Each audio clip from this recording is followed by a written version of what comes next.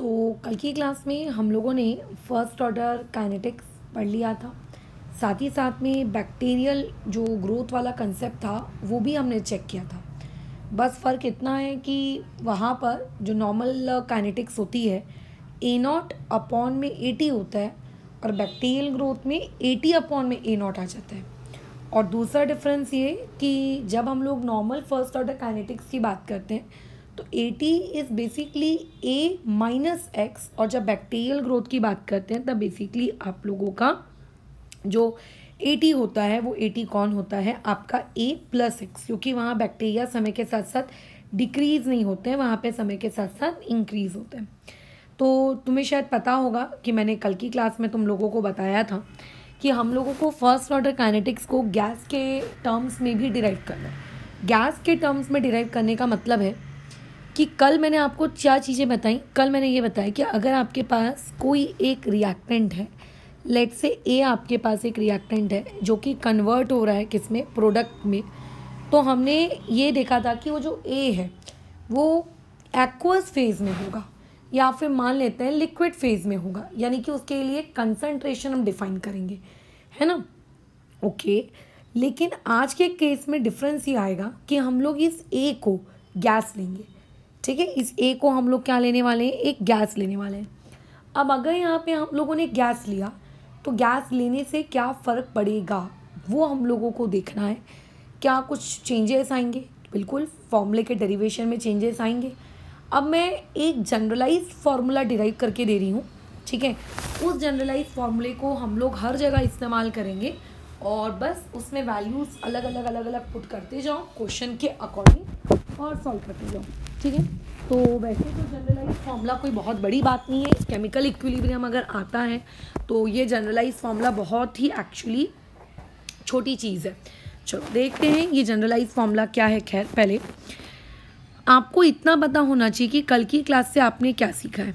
कल की क्लास से आपने इतना सीखा था KT इज इक्वल्स टू 2.303, ठीक है, लॉग बेस 10 आपका A0 अपॉन में AT, जहाँ पे A0 का मतलब है इनिशियल कंसंट्रेशन और AT का मतलब है कितनी कंसंट्रेशन रिएक्टेंट की बची आफ्टर सम टाइम इंटरवल, ठीक है। तो अभी मैं कोई भी एक रिएक्शन को ना अज्यूम कर लेती हूँ, कोई भी एक रिएक्शन अज्यूम कर लो, आपकी जो मर्जी आप वो रिएक्शन अज्यूम कर लो जो आपको अच्छा लगता है। तो एक रिएक्शन मैंने अज्यूम किया, मेरे पास मान के चलते हैं जहाँ पर आप लोगों के पास एक रिएक्टेंट है जो गैस फेज में है, जो कि कन्वर्ट हो रहा है किस में, आपके B प्लस C में। ये जो B और C हैं फिलहाल ये दोनों भी गैस हैं।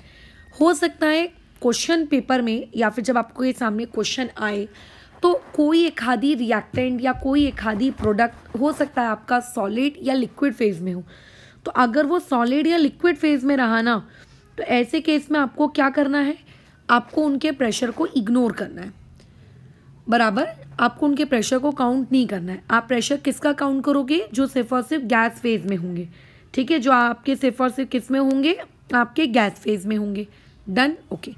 अब देखो ज़रूरी तो नहीं है कि हमेशा आपको इसी टाइप की रिएक्शन मिले। हो सकता है वहाँ पर कभी इस टाइप की रिएक्शन मिले कि A plus B giving you C, आपको ऐसा कुछ मिल सकता है A plus B plus C is giving you D, या फिर ऐसा मिल सकता है A is giving you B plus C plus D, ऐसा कुछ मिल सकता है। तो कुछ भी हो सकता है, किसी भी प्रकार का फॉर्मेट हो सकता है। तो किसी भी प्रकार के फॉर्मेट के लिए काम कैसे करना है वो हमारा आज का काम है, ठीक है। अच्छा, इवन आप लोगों को स्टोइक्योमेट्री भी देखने को मिल सकती है, जैसे A के आगे लेट से 2 है, लेट से B के आगे 5 है, लेट से C के आगे 6 है, ये इस तरीके की हरकत। तो अगर मान लेते हैं आपको स्टोइक्योमेट्री लिख कर दे दी जाए तब तो काम बदल जाएगा क्या? हाँ, तब काफ़ी हद तक हमारा काम बदल जाएगा। लेकिन एक काम करते हैं, पहले मैं तुम्हें बिना स्टोइक्योमेट्री के करके दिखाती हूँ, फिर स्टोइक्योमेट्री के साथ करके दिखाऊंगी, ठीक है। चलो, ये रिएक्शन है। जब हमने रिएक्शन को जस्ट शुरू किया होगा, यानी कि मैं बात कर रही हूँ T इक्वल टू 0 की, तो उस वक्त जो मेरे पास रिएक्टेंट है A, उसका कुछ ना कुछ इनिशियल प्रेशर तो होगा ही होगा। तो लेट से उसका इनिशियल प्रेशर है P0, क्योंकि उस वक्त प्रोडक्ट बना नहीं है तो प्रोडक्ट का प्रेशर कितना है, 0 है। फिर कुछ समय बाद ऑब्वियस है कि आपका रिएक्टेंट धीरे धीरे कम हो रहा है, तो क्योंकि रिएक्टेंट धीरे धीरे कम हो रहा है, इसीलिए रिएक्टेंट की वजह से, ठीक है, जो प्रेशर क्रिएट हो रहा है वो भी कम हो रहा होगा, बराबर है, वो भी आप लोगों का क्या हो रहा होगा, कम हो रहा होगा, ठीक है। और क्योंकि धीरे धीरे आप लोगों का जो प्रोडक्ट है वो प्रोडक्ट आपका क्या हो रहा है, बढ़ता जा रहा है, तो प्रोडक्ट की वजह से जो प्रेशर है वो भी बढ़ता जा रहा होगा। तो केमिकल इक्विलिब्रियम में हमने ये चीज़ सीखी है कि हम इसको क्या लिख सकते हैं, P naught minus of x, इसे लिख सकते हैं एक्स और इसको लिख सकते हैं एक्स। अगर मान लेते हैं बी के सामने स्टोइकियोमेट्री 2 होती तो वहाँ पे मैं 2x लिख लेती। अच्छा अब सुनो, हम लोगों को केमिकल इक्विलिब्रियम पे हम इक्विलिब्रियम पे रुक जाते थे, बट अभी की क्लास में हम लोग इक्विलिब्रियम पे रुकेंगे नहीं। हम ये मान के चलेंगे कि हमारी फर्स्ट ऑर्डर काइनेटिक्स की रिएक्शन बहुत देर तक होती गई। ये तो तुम भी जानते हो कि जो फर्स्ट ऑर्डर काइनेटिक्स होती है वो कभी कंप्लीट नहीं होती, बट मान के चलते हैं कि आपने इस पर्टिकुलर रिएक्शन को इनफाइनाइट टाइम तक करवाया। तो इनफाइनाइट टाइम तक अगर आप करवाओगे तो रिएक्टेंट ज़ीरो तो नहीं हो सकता, ठीक है, क्योंकि अगर ज़ीरो हो जाएगा तो 100% प्रोडक्ट बन जाएगा, और अगर 100% प्रोडक्ट बन जाएगा मतलब कंप्लीट हो गई रिएक्शन। तो फर्स्ट ऑर्डर काइनेटिक्स कभी कंप्लीट नहीं होती, ठीक है। तो आपके पास इनफाइनाइट जब आप उसको टाइम दोगे तो इनफाइनाइट टाइम में जो आपके पास रिएक्टेंट है वो ज़ीरो तो नहीं होगा, लेकिन उसकी वैल्यू बहुत बहुत बहुत बहुत स्मॉल हो जाती है। पी नॉट के कम, मतलब पी नॉट था, टी इक्वल टू टी पे आकर पी नॉट माइनस एक्स हुआ, तो इनफाइनाइट पे जाते जाते उसकी जो वैल्यू होगी, जो भी होगी, वो एक्सट्रीमली क्या हो जाएगी आप लोगों की, स्मॉल, इतनी स्मॉल कि आप उसको क्या कर सकते हो, इग्नोर कर सकते हो, उसका होना नहीं होना एक ही के बराबर है। और आपका जो प्रोडक्ट है ना, वो आपका प्रोडक्ट बन जाएगा कंप्लीटली। आपका रिएक्शन में जो प्रोडक्ट है बी और सी है ना, वो बी और सी आप लोगों को मिल जाएगा, अच्छी बात है, ठीक है, हमको प्रोडक्ट मिल गया भैया हमारा। अच्छा अब देखो, बात ऐसी होती है कि आपको एक रिलेशनशिप डिराइव करना है, जैसे हमने कल एक रिलेशनशिप डिराइव किया, हमें अब आज भी एक रिलेशनशिप डिराइव करना है, जिसमें आप क्या कर रहे हो, केटी, आपके पास क्या होता है, केटी, आपका केटी और प्रेशर का एक क्या होना चाहिए, एक टर्म होना चाहिए, केटी का और प्रेशर का क्या होना चाहिए, वहाँ पे एक टर्म होना चाहिए। अच्छा कैसे डिराइव करेंगे, तो जैसे कि मैंने बताया कि जब आप इनफाइनाइट यानी कि इन्फिनिटी पे जब आप पहुंचोगे, तो इन्फिनिटी पे जाने के बाद आपके पास कंप्लीटली क्या मौजूद होगा, बी, और कंप्लीटली क्या मौजूद होगा, सी। तो मान लेते हैं आपके पास बी मौजूद है इनफाइनाइट पर, और मान लेते हैं इनफाइनाइट पे क्या मौजूद है, सी मौजूद है। अच्छा अब इमेजिन करिए यहाँ पे कोई स्टोइकियोमेट्री होती, लेट्स से यहाँ पे होता पी फॉर पैरेट और लेट्स से यहाँ पे क्यू फॉर क्वीन, हो सकता है एक और प्रोडक्ट हो, डी फॉर डॉग, है ना, बट मैं मान के चल रही हूँ कि मेरे पास 2 ही है, अगर एक और होगा तो हम उसको भी जनरल फॉर्मूले में इंट्रोड्यूस कर लेंगे। तो ऐसे केस में यहाँ पर जो बी बना वो कितना बना होगा, पी टाइम्स ऑफ एक्स, और यहाँ पे जो क्यू मतलब सी बना वो कितना बना होगा, क्यू टाइम्स ऑफ एक्स, बराबर है। सिमिलरली जब इस रिएक्शन को मैंने इनफाइनाइटली लॉन्ग ड्यूरेशन तक करवाया, तो लॉन्ग ड्यूरेशन पर क्या हुआ होगा, ये वाली चीज़ मेरी क्या हो गई होगी, P times of P not, मतलब इनिशियल प्रेशर के टाइम्स ऑफ पी नॉट, और ये हो गया होगा क्यू टाइम्स ऑफ, बोलो कितना आपका, पी नॉट। ये होता है इनफाइनाइट तरीके से लिखने का तरीका, कि जो इनिशियल प्रेशर होता है वो कंप्लीटली किस में कन्वर्ट हो जाता है, प्रोडक्ट में कन्वर्ट हो जाता है। अब आप क्या करो, जब आप केमिकल इक्विलिब्रियम पढ़ते थे तब आप इक्विलिब्रियम की जो स्टेज होती थी, है ना, उस इक्विलिब्रियम की स्टेज पर आप टोटल प्रेशर कैलकुलेट करते थे। यहाँ पर इक्विलिब्रियम की तो कोई खैर स्टेज नहीं है, बट ये जो t इक्वल टू इन्फिनिटी वाली स्टेप है ना, इस t इक्वल टू इन्फिनिटी वाली स्टेप पर आप लोगों का टोटल प्रेशर उस वक्त कितना है आप ये ज़रूर कैलकुलेट करिए, है ना, कि आपके पास वो टोटल प्रेशर कितना है वो आप कैलकुलेट करिए। अच्छा t इक्वल टू टी वाली पे पहले करते हैं, इनफाइनाइट के लिए बाद में कर लेंगे, पहले t इक्वल टू टी वाली के लिए करते हैं। तो अगर t इक्वल टू टी वाली प्रोसेस के लिए या t इक्वल टू टी वाली स्टेप के लिए मैं p टोटल कैलकुलेट करती हूँ, तो p टोटल कितना होगा, जो जो चीज़ें मौजूद है सबके प्रेशर का एडिशन, तो P naught minus x plus P times of x, और आपके पास क्या है वहाँ पे q टाइम्स ऑफ एक्स, ये हो जाएगा पी टोटल। सिंप्लीफाई अगर करना चाहते हो तो क्या कर सकते हो, आखिरी के 3 टर्म्स में से आप x को कॉमन निकाल लीजिए, तो प्लस एक्स कितना हो जाएगा, p प्लस क्यू माइनस में 1, ये आ जाना है आपके पास, ये वाली टर्म आ जाएगी किसकी, आपके पी टोटल की। अच्छा बढ़िया है।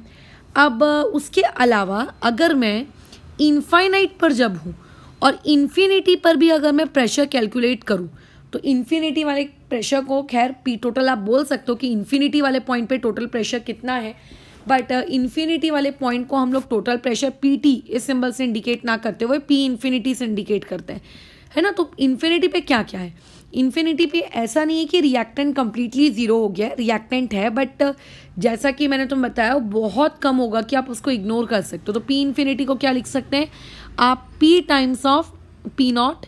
थोड़ा कंफ्यूज मत होना छोटे पी और बड़े पी में, मुझे एक्चुअली कोई दूसरा वेरिएबल लेना चाहिए था स्टोइकियोमेट्री में, पी लेके गलती कर दी, तुम कोई बात नहीं, तुम अपने अकॉर्डिंग ले लेना, plus Q times of P not.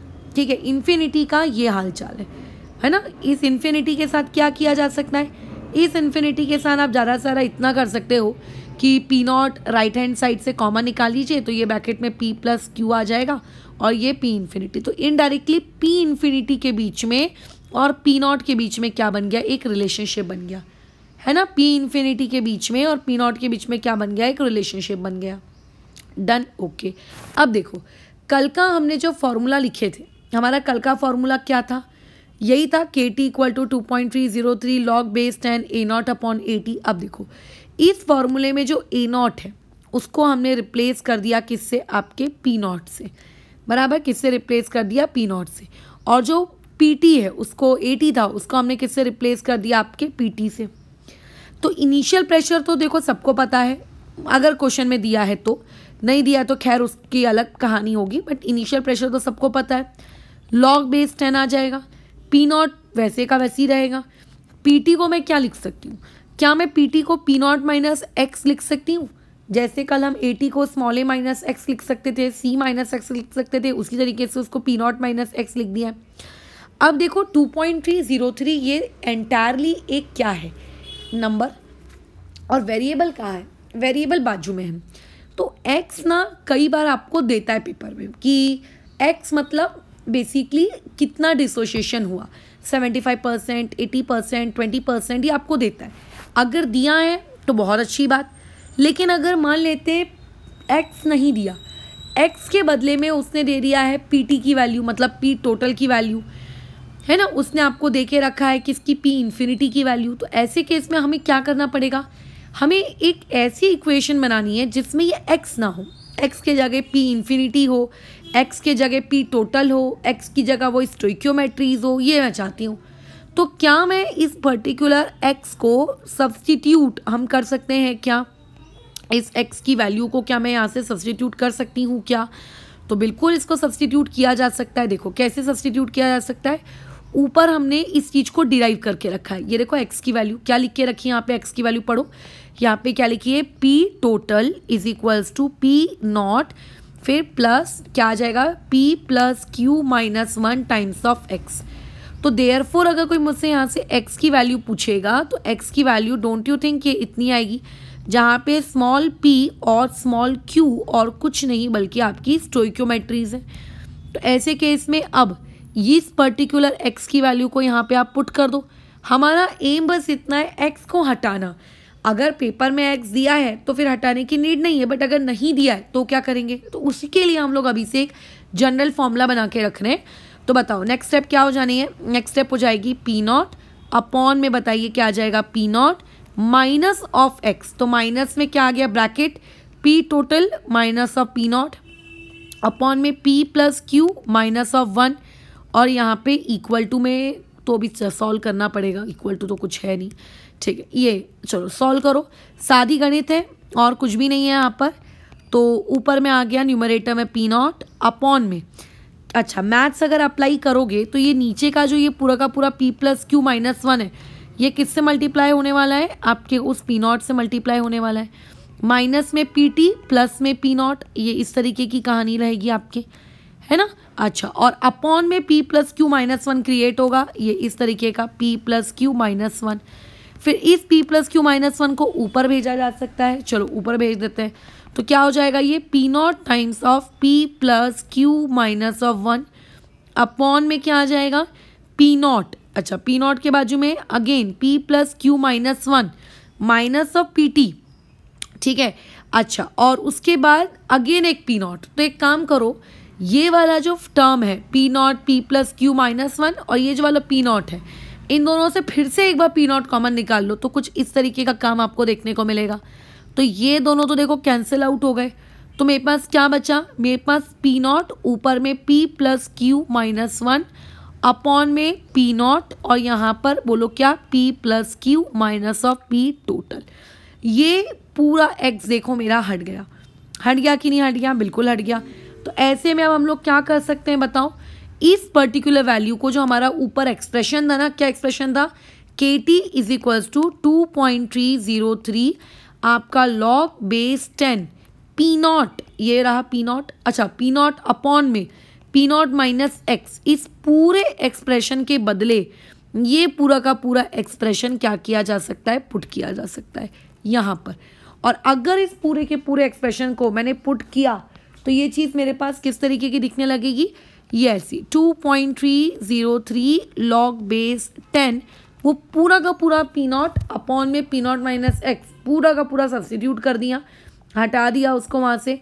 तो उसको अगर वहाँ से हटा दोगे तो ये बन जाएगा P not times of what, P plus Q minus one upon में पी नॉट अपॉन में P plus Q minus of P T, जो कि याद रखना कोई बड़ी बात नहीं। ये बन गया आप लोगों के पास पी नॉट और पी टी के टर्म्स में क्या आप लोगों का क्या कहना है इसका फॉर्मूला, ठीक है। अच्छा जहाँ पे पी टी का मतलब क्या होता है, पी टी का मतलब होता है कि आफ्टर 15 मिनट्स या आफ्टर 20 मिनट्स जो भी आपको क्वेश्चन पेपर में टाइम इंटरवल दिया होगा उस वक्त टोटल प्रेशर कितना है, ठीक है, उस वक्त टोटल प्रेशर कितना है, that is basically P total.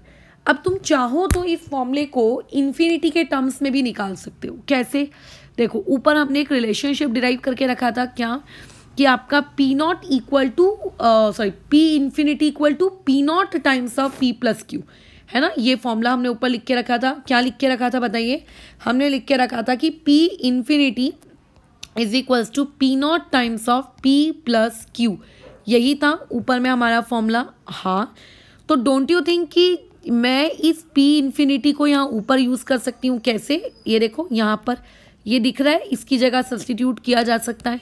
तो अगर उसकी जगह सब्सटीट्यूट कर दिए तो के टी इक्वल टू क्या आ जाएगा 2.303 लॉग बेस 10। अच्छा और क्या आ जाएगा, अच्छा न्यूमरेटर को भी और सिंप्लीफाई कर सकते हैं क्या, हाँ कर सकते हैं। अगर मैं न्यूमरेटर में भी पी नॉट और ब्रैकेट में पी प्लस क्यू को पी इन्फिनिटी पुट कर दूँ तो ये आ जाएगा पी इन्फिनिटी माइनस में पी नॉट अपॉन में आ जाएगा पी इन्फिनिटी माइनस में पी टी। ये देखो ये बन गया एक और फॉर्मूला, इसमें पी इन्फिनिटी भी है, पी नॉट भी है और आप लोगों का पी टी भी है, ठीक है। इसमें तीनों चीज़ें हैं एकदम।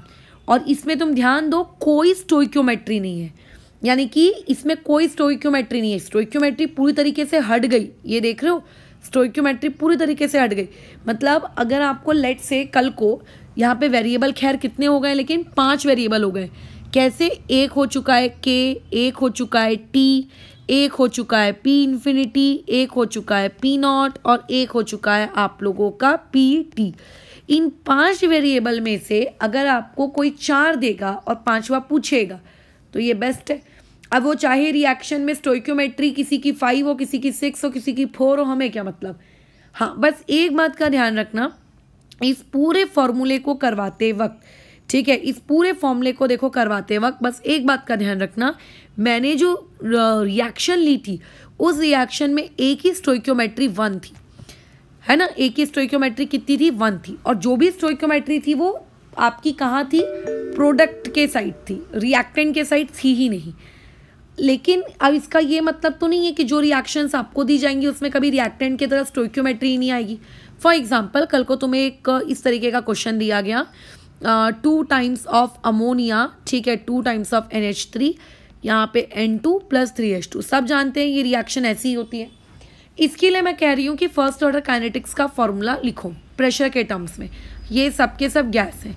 तो ये ऊपर वाला फॉर्मूला मत लगा देना, पहले रिएक्टेंट की स्टोइक्योमेट्री 1 बनाना, ठीक है, पहले रिएक्टेंट की स्टोइक्योमेट्री आप क्या करना 1 बनाना, जब आप रिएक्टेंट की स्टोइकियोमेट्री 1 बनाओगे तो उसके बाद आप क्या करना, उस फॉर्मूले को ऊपर अप्लाई करना, ठीक है। फिर उस पर्टिकुलर फॉर्मूले को ऊपर अप्लाई करना। अच्छा, जैसे कि अभी यहाँ पे 1 कैसे बनाएंगे, पूरी इक्वेशन को डिवाइड कर दो 2 से, तो ये हो जाएगा हाफ N2 और वो हो जाएगा 3/2 H2, ये इस तरीके से। ये देखो इसकी स्टोइकियोमेट्री 1 हो गई। अब ये बराबर है, ठीक है, अब ये प्रॉपर है। अब आप क्या कर सकते हो, इसको यूज़ कर सकते हो। अब ये अच्छा है, सुंदर है।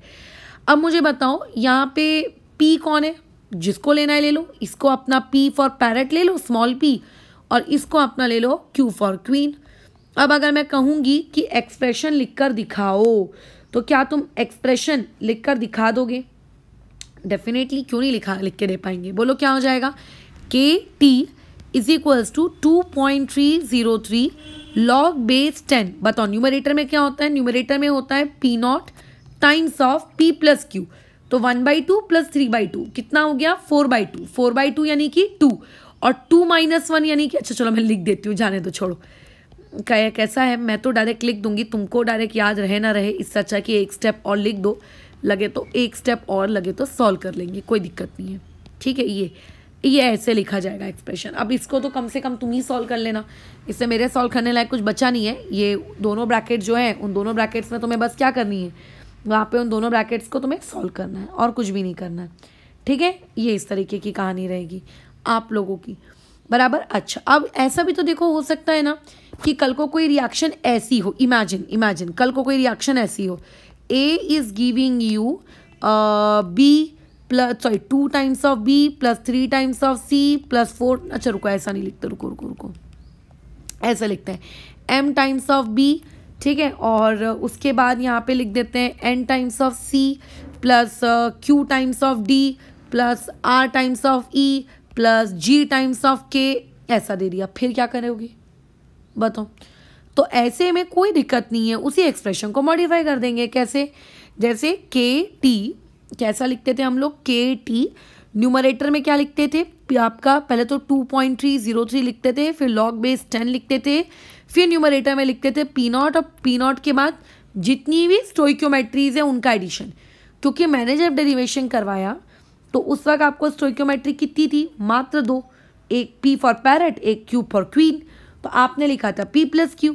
बट यहाँ पे अब आपकी स्टोइकियोमेट्री कितनी है, यहाँ पे आपकी स्टोइकियोमेट्री M भी है, N भी है, Q भी है, R भी है, G भी है, और उन सब का एडिशन देन -1। तो ऐसा ज़रूरी नहीं है कि मैंने 2 स्टोइकियोमेट्रीज के साथ काम करवाया है तो तुमको भी 2 ही स्टोइकियोमेट्रीज के साथ काम करना है।